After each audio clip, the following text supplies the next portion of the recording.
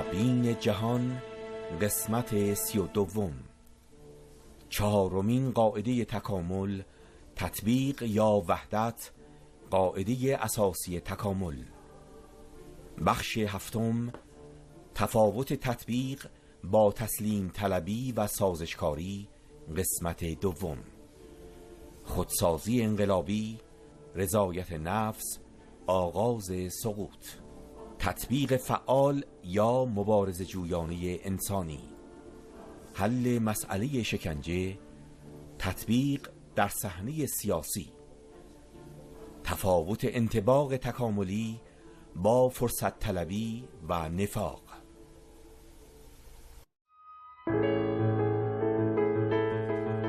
تفاوت تطبیق با تسلیم طلبی و سازشکاری.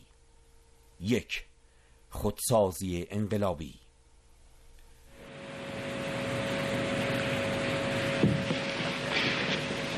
از همینجا میخوام یک راهنمود انقلابی دیگری رو، خودسازی انقلابی رو نتیجه بگیریم. یعنی مقابله با انواع تنپروری ها، راحت طلبی ها، سازشکاری های انسان با خودش.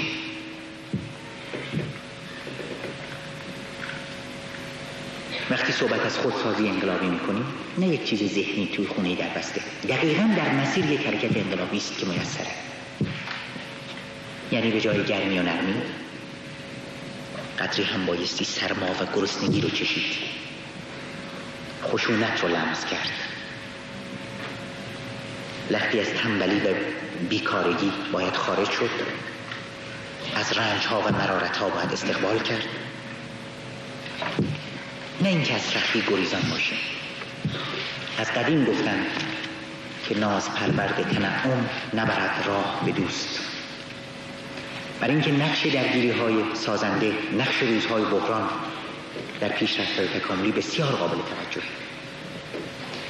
افرادی که یک مرحله از تضادها رو پشت سر گذاشتند، سختی‌هایی رو به حال کشیدند، طبعاً قابل اتکاتر و قابل اعتمادترند تا کسانی که فقط ادعا کردند. به قول حضرت علی در نهج البلاغه: الا و ان الشجرة البریة اصلب عودا و روائع خضرة ارق جلود و النباتات البدویة اقوا وقودا و ابطأ خمودا. درخت‌های بیابانی چوب‌های خشک و محکم دارند، در حالی که درخت‌های سرسبز و خرم باغ پوستشون نازکه. ولی گیاهان و بوته‌های بیابانی آتشی افروخته‌تر و شعله‌ای دارند دیرپاتر.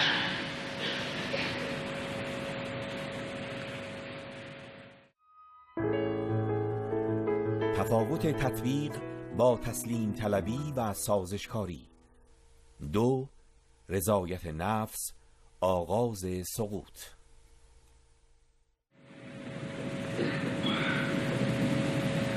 تکامل با ناز پروردگی و با خودخواهی هیچ وقت مطابقت نداره. کی تکامل رضا داده به سکون، بی جنبشی و رضایت نفس؟ رضایت نفس یا از خود راضی بودن، این آغاز سقوط. اگر لارفا، اگر اون ماهی‌های سیاه کوچک، اگر همه انقلابیون از وضع موجود راضی می بودند و بهش تن می دادند، اگر از خودشون راضی بودند و با خودشون و با محیطشون به یک تعادل کاذب می رسیدند، کی به اینجا می رسیدند؟ در یک مثال ساده، گرسنگی و فرض کنید سرما نمیگذار آدم بخوابه. کی میتونیم بخوابیم؟ از حداقل حرارت و سیری لازم برخوردار باشیم تا با محیط به تعادل برسیم و بخوابیم. خواب این موقع فقط به سراغ آدم میاد. بس اینه که این تعادل‌های خوابگونه که ما داریم محکومشون میکنیم، این رضایت نفس‌ها و از خود راضی بودن‌های از خود و از محیط و از شرایط، یعنی آغاز سقوط. یعنی آغاز پرتاب شدن از جاده تکامل. به اصطلاح همین که خودمان از خودمان خوشمان بیاید، به خودمون غره بشیم، اجر کارهامون رو باطل کردیم، چون دیگه استمرار نداریم در تکامل، چون دیگه ایستا هستیم، چون دیگه حرکت نداریم، چون که تکاملمون چه یک فرد، چه یک سازمان، چه یک جامعه، چه یک دولت به انتها رسیده. دینامیزم تکامل ناخرسندی است، عدم رضایت. منظورم از ناخرسندی نق زدن و غرغر کردن نیست. ناخرسندی است از اون چه کجی هست.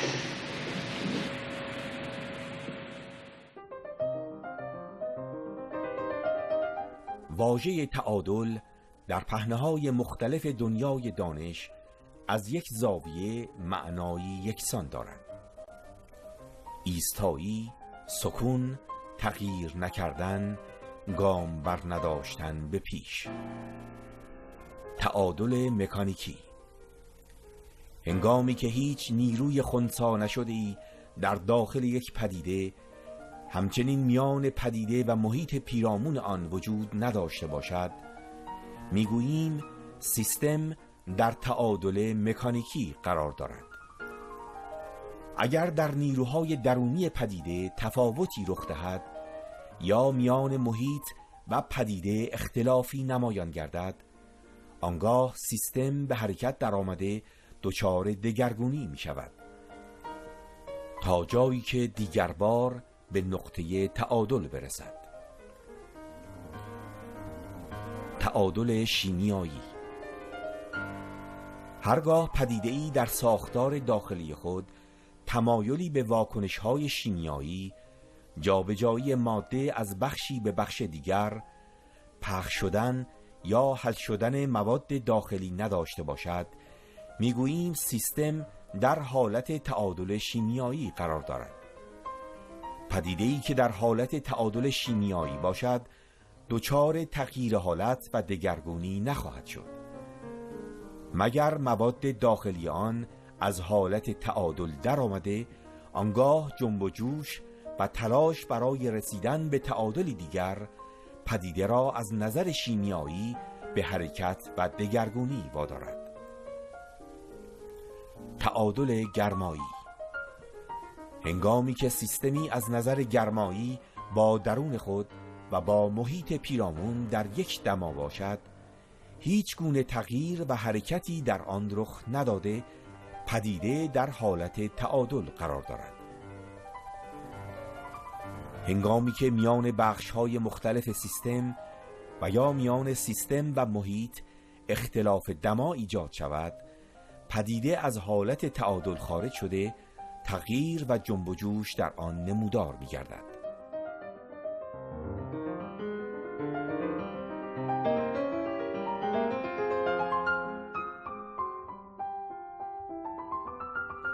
تعادل ترمودینامیکی: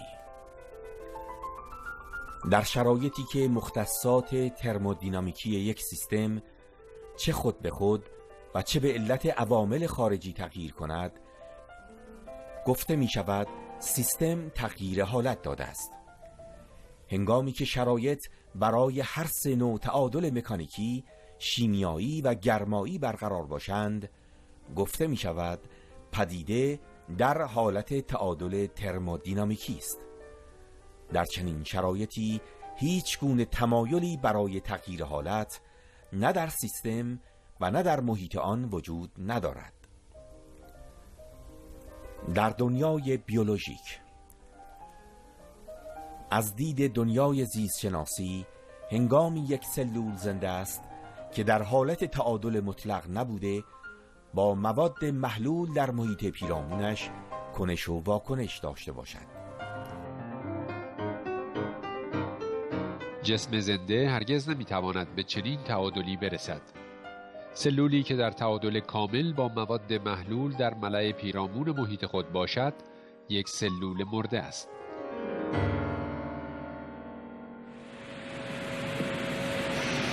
این است قانون سراسری حیات که حتی یک سلول را از آن گریزی نیست. تعادل‌های خوابگونه که گفتیم و تعادل‌های خواب‌آور. جسم زنده هرگز نمیتواند به چنین تعادلی برسد. وقتی که تکاپو نکنه، در حالت تعادل مطلق باشه، یعنی مرده، یعنی حرکت نداره، یعنی خونش جریان نداره. بنابراین بقا و پایداری همیشه با حرکت همراهه. در پروسه های ساکن و متحجر، اونهایی که محیط رو پذیرفتند و باش به تعادل رسیدند، چیزی وجود نداره که هنوز هم دور تکامل اون رو بپذیره و بنابراین پرتابش خواهد کرد.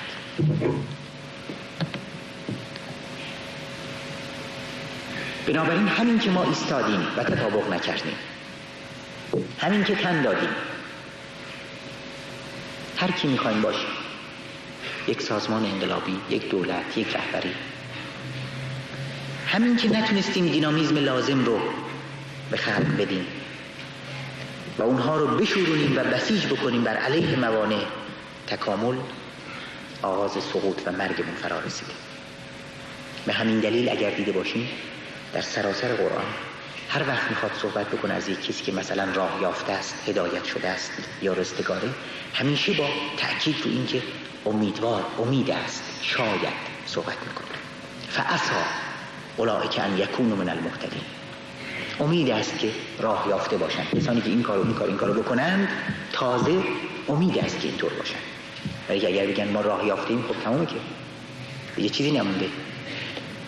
یا شاید لعلکم تفلحون، شاید رستگار بشید. پس بنابراین رضایت نفس هیچگاه یک تمایل و احساس تکاملی نیست.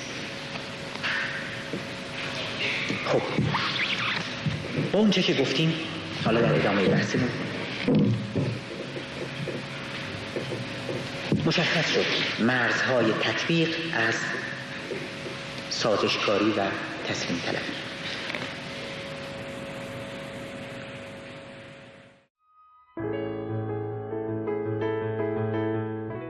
تطبیق فعال یا مبارزه جویانه انسانی.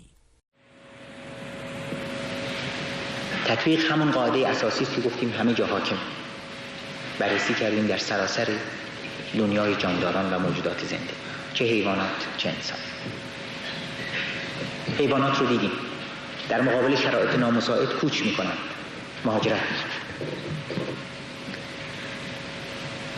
کلا دیدیم که برخوردشون پاسیوه، اکتیو نیست، نمیتونن محیط رو تغییر بدن جز در مواقع خیلی خیلی کم، بلکه میرن محیط مناسب پیدا میکنن.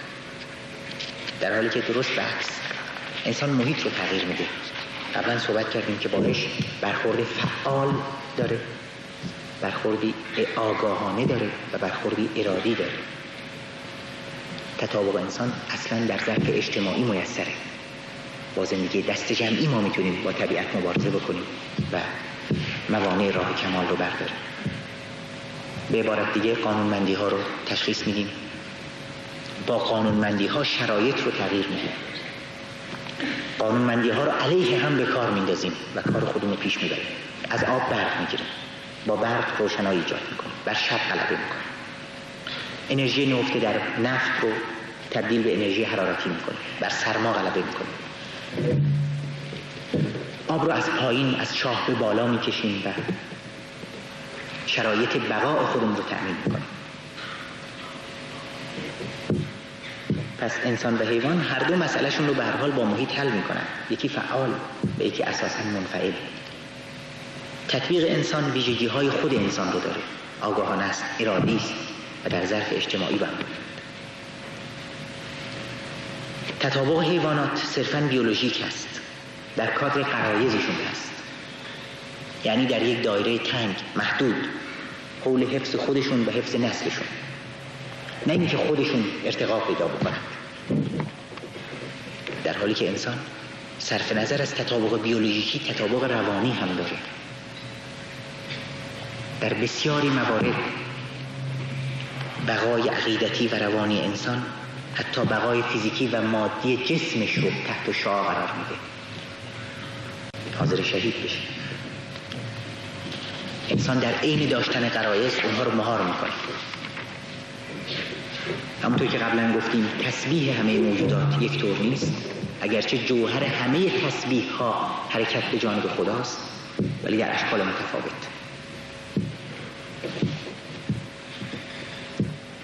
بنابراین باز هم نتیجه میشه که با توجه به برخورد اکتیو، فعال، آگاهانه، ارادی انسان، با توجه به این نکات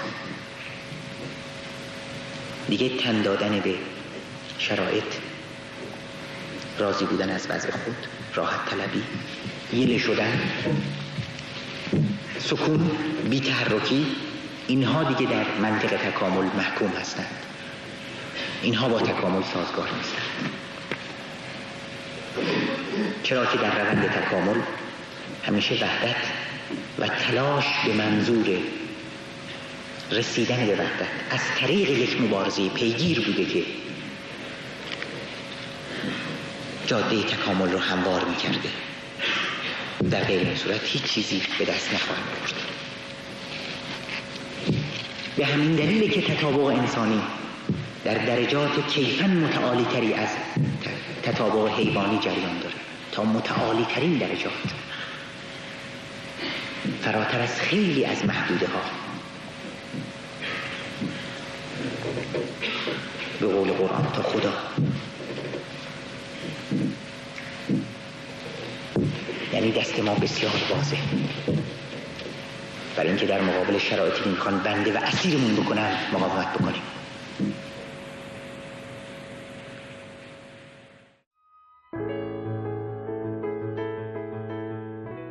تطبیق فعال یا مبارزه جویانه انسانی. 1. حل مسئله شکنجه. شکنجه البته چیز سخت و دردناکی است، ولی نمیشه باش تطبیق کرد. حیوانات هرگز، حیوان صفتها هم هرگز، ولی برای انسان چرا؟ امکانش هست، ولی اون که ما نکنیم. اگر یادتون باشه از آزمایش داویدنکوف صحبت کردیم. آزمایش چه چیزهایی روشن می‌کرد؟ کدوم دستگاه تحت سیطره دستگاه دیگر بود؟ دیدیم در انسان با صحبت‌هایی که بعداً کردیم سیستم علائم ثانوی بود که حکم می‌راند و نه غرایز. حل مسئله شکنجه هم در همین کادره. یک انقلابی، یک مؤمن واقعی با ایمان و آرمانش، با عشق به خلقش قادر تحمل کنه، قادر شکنجه بشه و اون چیز رو که میخوان بهشون نده. نمیخوان اسطوره بسازیم، نمیخوان افسانه بسازیم، هممون انسانیم با ضعف‌های مشخص خودمون، ولی یک چیز رو میخوام بگیم، اون توان انسانی است که در تک تک ما نهفته، به شرطی اینکه متظاهرش بکنیم. یادم از شهید ذوالانوار میگفت وقتی دست آدم زیر شکنجه شکسته است، دست و پاش، چقدر شیرین تره از اینکه روحیش میشکست و چقدر قابل تحمل وقتی که روحی حفظ شده باشه ولی اینکه دست و پا شکسته باشه. ولی این امکان داره.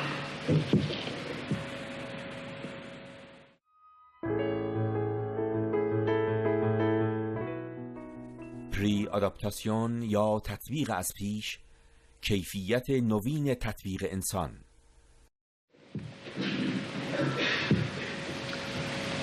اصلا دعا در همین کادر، در کادر تطبیق ویژه انسان معنی میده. یک تطابق روانشناسانه، طلب، آرزو کردن، اون چیزی رو که میخوایم و میخوایم شبیه اون باشیم یا میخوایم به دستش بیاریم. یک پری آداپتاسیون، تطبیق از پیش، یک انگیزش روانشناسانه، تطبیق روانشناسانه با اون ایدئال تا مقدمه‌ای باشه برای تطبیق عملی و واقعی.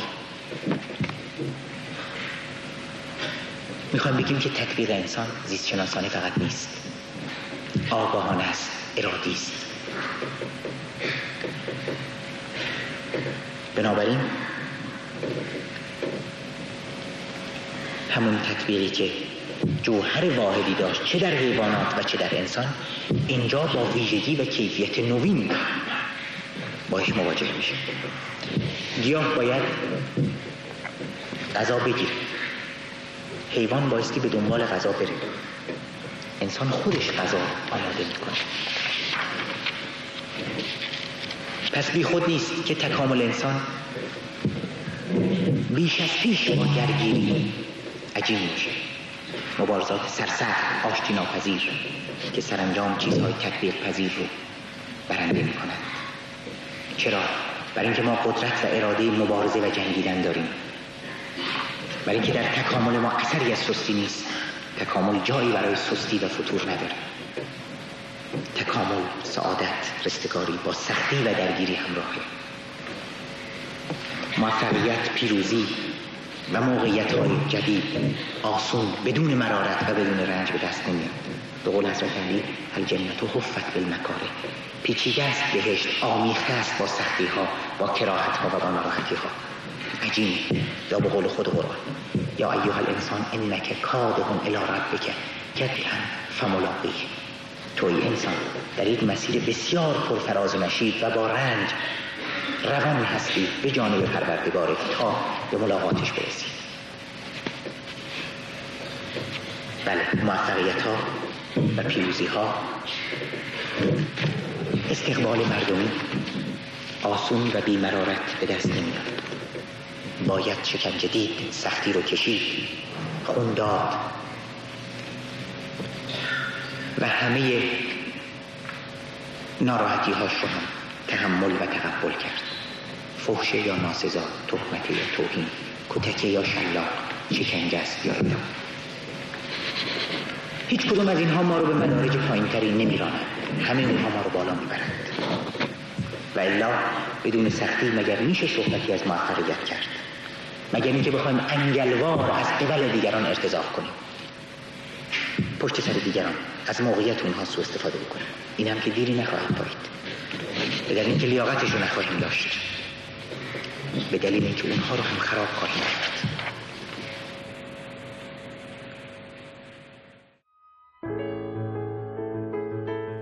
تطبیق فعال یا مبارزه جویانه انسانی. 2. مضمون تطبیق در صحنه سیاسی.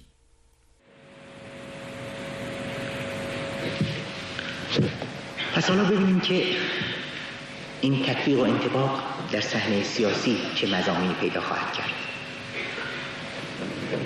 در اینجا هم دقیقاً تطبیق مرادف با مبارزه متناسب با هر مرحله، در هر مرحله، در هر شرایط و مطلقاً متفاوت با سازشکاری و تسلیم طلبی. شرایط سخت و درجه خفقان بالاست، تطبیق خاصش هست، تطبیق متناسبش هست، شیوه های متناسب با مبارزه هست. خفقان پایین اومده، باز هم هست، روش هاش هست. نگاه کنیم بعد از خرداد سال 42 کیا باقی میمونند؟ اونایی که با شرایط تطبیق میکنند.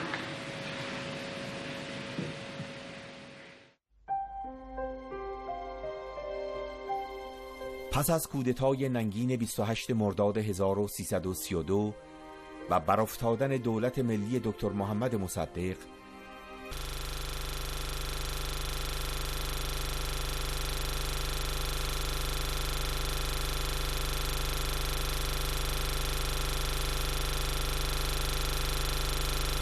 جنگ جهانی دوم استعمار پیر انگلیس را که در جنگ فرسوده شده بود از نفس انداخت.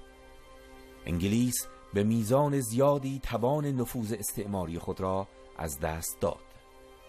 در این میان یک قدرت نوظهور دیگر در صحنه جهانی پدیدار شد: ایالات متحده آمریکا.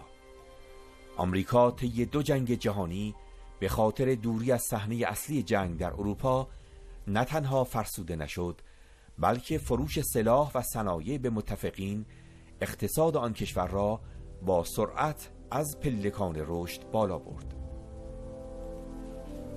حال این قدرت تازه در پی نفوذ در مستعمرات استعمار از نفس افتاده انگلیس بود. برای رسیدن به این هدف، آمریکا ابتدا سیاست حمایت از جنبش‌های استقلال طلبانه خلق‌های تحت ستم را در پیش گرفت تا به این وسیله دست رقیب خود انگلیس را هرچه بیشتر از منابع این کشورها دور کرده خود جای آن را بگیرد. ایران نیز یکی از این اهداف بود. آمریکا برای اینکه زمینداران بزرگ در نظام شاه را که عمدتاً پایگاهی برای انگلیس بودند به نفع بورژوازی وابسته عقب براند، از سال 1339 برای باز کردن نسبی فضای سیاسی به شاه فشار آورد. این گونه فضای خفقان سیاسی به طور نسبی باز شد. در چنین شرایطی قدرت انگلیس در ایران بیش از پیش رو به افول گذاشت و آمریکا با قدرت بیشتر وارد صحنه ایران شد. انگلیس از رژیم‌های بورژوا ملاک حمایت می‌کرد، اما آمریکا با سیاست جدید خود به رژیم‌هایی به حاکمیت بورژوازی کمپرادور یا سرمایه‌داری وابسته نیاز داشت. شاه که وضعیت انقلابی جامعه و دست بالای آمریکا را دید، با یک تغییر جهت به طور کامل وارد جبهه آمریکا شد. الزام این کار تن دادن به تغییر رژیمش از یک نظام بورژوا ملاک به نظام سرمایه‌داری وابسته بود. مهمترین گام مانور اصلاحات ارضی بود که در 6 بهمن 1341 با نام انقلاب سفید به اجرا گذاشته شد. این مانور شاه توانست قشرهایی از جامعه را فریب دهد، اما عناصر آگاه و مردمی که از ماهیت دیکتاتوری رژیم شاه شناخت داشتند فریب نخوردند. اعتراضات در شهرهای ایران بالا گرفت. در روزهای آغازین بهمن 1341 تهران و برخی شهرهای دیگر صحنه تظاهرات و حرکت‌های اعتراضی مردم بر ضد رژیم شاه بود. رژیم برای اینکه مانور اصلاحاتش با مانع جدی روبرو نشود، دست به دستگیری سران و عناصر فعال جریان‌های سیاسی زد، طوری که نارضایتی جوانان، دانشجویان و اقشار روشنفکر جامعه بالا گرفت و به حرکت‌های اعتراضی و روشنگرانه دامن زده شد. اما برای سرکوب جنبش اعتراضی مردم در 2 فروردین 1342 نیروهای سرکوبگر رژیم شاه به یک مراسم عزاداری در مدرسه فیضیه قم حمله کرده و آن را به خاک و خون کشیدند. همزمان حمله دیگری مدرسه طالبیه در تبریز را هدف قرار داد. اقدامات سرکوبگرانه مزدوران شاه در تار و پود جامعه ایران آتشی پنهان برافروخت. زمینه‌های قیامی مردمی آماده گشت. قیام بزرگ در روز 15 خرداد 42 شعله ور شد. هزاران تن از مردم تهران به خیابان‌ها ریخته فریاد آزادی سر دادند. قم و مشهد نیز ندای آزادی خواهی مردم را شنید. اما پاسخ دیکتاتوری گلوله بود و آتش. بیژن جزنی. تظاهرات در روز 15 خرداد ابعاد و شدت بی‌سابقه‌ای پیدا کرد. خصلت شورشی تظاهرات باعث تعطیل زندگی عادی شهر و جاری شدن انبوه انسانی به خیابانها شد. طرح‌های ضد شورشی به مورد اجرا گذاشته شد. خیابانهای مهم شهر توسط نیروی نظامی از یکدیگر قطع شد و نیروی نظامی همراه تانک و زره‌پوش و جیپ‌های حامل مسلسل سنگین مردم را هم از تظاهر کننده یا عابر به گلوله بست. مردم که جز چوب و سنگ سلاحی نداشتند قادر به هیچ گونه مقاومتی نبودند. این گونه خط سرخ پایان بر دوره کوتاه فضای به نسبت باز سیاسی کشیده شد. پایان یک دوران. اکنون دیگر جامعه ایران وارد فاز و مرحله نوین گشته بود. مبارزات پارلمانتریستی در چارچوب قوانین رژیم حاکم به کلی بی اثر گشته، ادامه مبارزه برای آزادی خط مشی و استراتژی نوینی می‌طلبید. در چنین فضایی در جامعه گرایش به مبارزه قهرآمیز مسلحانه برای سرنگون کردن تام و تمام دیکتاتوری نمایان شد. حال دیگر آن نیروهایی می توانستند در صحنه سیاسی ایران ماندگار شوند که خود را با مرحله و فاز جدید جامعه منطبق و سازگار سازند. آنهایی که پیراهن مندرس مبارزه پارلمانتریستی را به کناری انداخته استراتژی نبرد مسلحانه آزادی بخش را برگزیدند.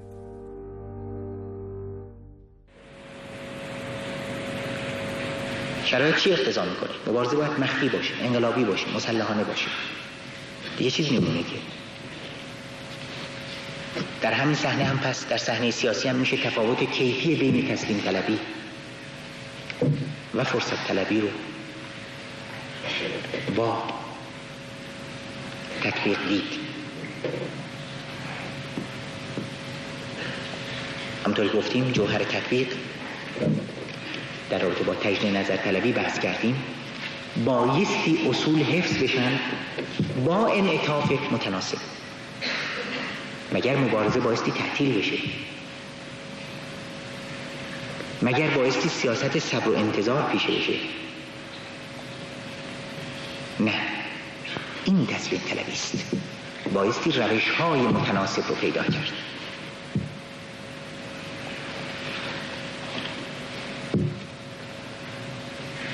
کما اینکه در صدر اسلام می‌بینیم مبارزات پیامبر شیوه‌ها و برخوردهای گاه به ظاهر متفاوت حضرت امیر، روش حضرت حسن، روش حضرت حسین، اونها تماماً به وظایف خودشون عمل کردن، هر یک با روش و شیوه‌های متناسب همون دور.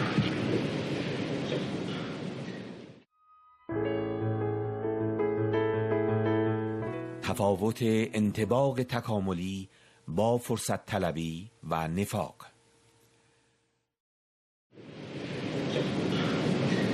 پس بگذاریم تأکید کنیم مثلا انطباق تکاملی که ما ازش صحبت می‌کنیم با فرصت طلبی و نفاق هم متفاوته از بنیاد. آیا مطابق بحث‌های که تا به حال کردیم هیچ سنخیتی هست بین تطبیق با نون رو به نرخ روز خوردن؟ اگر اون لاروها نون رو به نرخ روز می‌خوردن که هنوز در قعر دریا بودن، اگر فعلا صرف نظر بکنیم از پایه‌های اجتماعی و ابعاد سیاسی این اصطلاح ویژه اپورتونیسم به معنی اخصش و بخوایم معنی همین واژه فرصت طلبی رو به معنای متداول و مرسوم بشکافیم، خب یعنی نون رو به نرخ روز خوردن، یعنی در سمت باد حرکت کردن، یعنی مجیز قطب قدرت رو گفتن. بنابراین خیلی روشنه که با تطبیق مورد بحث ما چقدر متفاوته.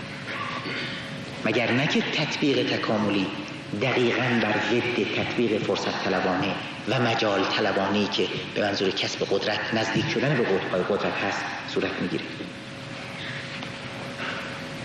تطبیق تکاملی دقیقاً با پشت پا زدن به جاذبه‌های ضد تکاملی، با پرهیز از تن دادن به شرایط کاهنده موجود راه پیشرفت رو باز میکنه. بنابراین تفاوت کیفی عظیمی است میان فرصت طلبی که خودش یک نوع تسلیم طلبی و سازشکاری است با تطبیق پذیری.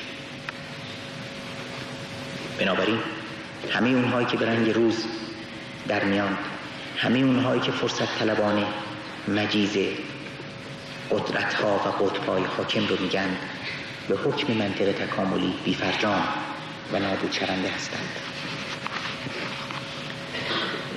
راستی نفاق چیست؟ نفاق چیه؟ و منافق کیه؟ آیا جز اینه که جوهر نفاق تلاش برای حفظ خود و بالا آوردن خود در همین شرایط موجوده تلاش برای موجه جلوه دادن خود در رابطه با قطب‌های حاکم موجود و نه مقاومت در مقابل ابعاد غیر تکاملی. جز اینه که منافق از خطر حذر میکنه به جای برهم زدن شرایط نامساعد،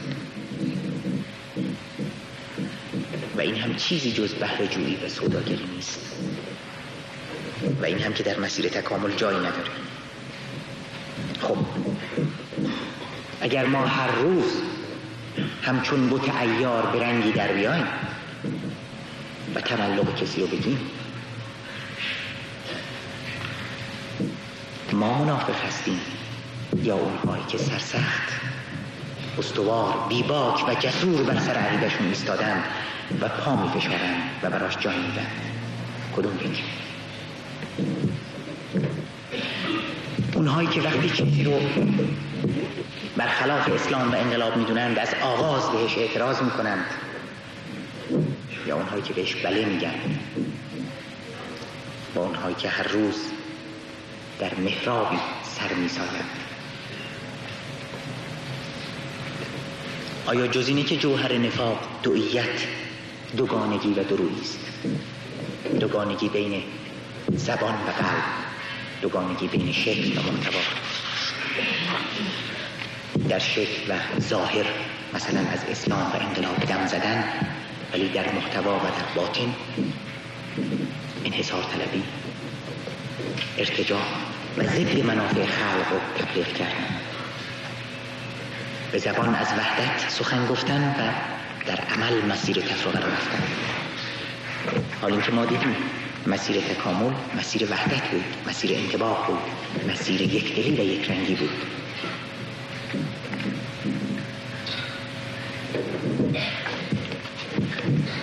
از سوره منافقون میخونم: و اذا رأیتهم تعجبک اجسامهم و این یقولوا تسمع لقولهم کأنهم خشب مسنده یحسبون کل صیحة علیهم. وقتی اونها رو میبینی، منافقین رو، به تعجب و به شگفتی میاندازه اجسامشون و ظاهرشون. و این یقولوا تسمع لقولهم کأنهم خشب مسنده، و چون صحبت بگن دم بزنند از چیزهایی که درشون نیست، فی الواقع مثل این که چوب خشکند، بی دل و بی عاطفه. یحسبون کل صیحة علیهم، هر صدای علیه هست. هر که با من نیست دشمن، هر که، چرا که صدای جز من نباید باشه. چند آیه اون طرفتر آیا اینها میتونن تاریخ رو عوض بکنند؟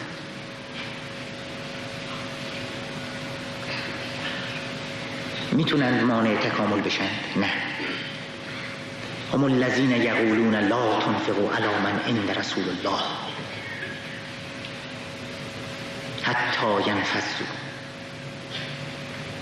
میگن که به مردم انفاق نکنید، کمک نکنید به کسانی که حول و حوش رسول خدا هستند، حتی ینفضوا، تا پراکنده بشن، ایزوله بشن، منفرد بشن، از بین برن. عجب.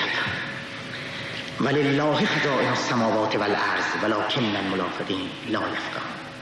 کاش میدونستند که تمام آسمان ها و زمین خزینه و ودیعه تکامله، ولی اونها نمیفهمند، تفقه ندارند. یقولون لئن رجعنا الى المدینه لیخرجن الاعز منها الاذل. میگن وقتی بازگردیم، حالا وقتی قدرت پیدا کنیم، هر کارو بکنیم، اینا رو میریزیم از مراکزشون بیرونشون میکنیم از شهر، حسابشون رو میرسیم. قدرتمندانمون این کارو باشون میکنیم. ولله العزة ولرسوله وللمؤمنین ولکن المنافقین لا یعلمون. عزت، قدرت، بزرگی، چقدر کور و نابینا، چقدر کوردلی میخواد آدم نبینیم 10 میلیارد سال رو. عزت و قدرت مال کیست؟ مال خدا، پیامبرانش. اونهایی که پیام‌های خدایی رو میارند و اونهایی که به این پیام‌ها میگروند مؤمنند، ولی دوگانه ها این رو در نمی‌یابند، این رو نمی‌فهمند. میخوام نتیجه بگیرم که ریا، سالوس، دورنگی و دوگانگی هیچ محلی از اعراب در انطباق مورد بحث ما، در تطبیق مورد بحث ما نداره. چرا؟ برای اینکه با استقامت هرچه بیشتر در برابر عوامل کاهنده و نامساعد متعارضه. توش جوهر مقاومت نیست، توش جوهر ایستادگی نیست. اینجاست که پیامبر اکرم میگه ابغض العباد الی الله من کان ثوباه خیرا من عمله. خشم‌انگیزترین بندگان در نزد خدا اونهایی هستند که لباسشون بهتر از عملشون. ان تکون ثیابه ثیاب الانبیاء و عمله عمل الجبارین. لباسشون لباس انبیا ولی عملشون عمل جبارها، عمل ستمگران. به همین دلیل وقتی به قول قرآن بهشون میگیم و اذا قیل لهم لا تفسدوا فی الارض قالوا انما نحن مصلحون، میگه آقا فساد نکنیم. ما که داریم اسلام، داریم به اسلام آبرو میدیم، مثل این که اصلا کسی معنی کلمات رو نمیفهمه.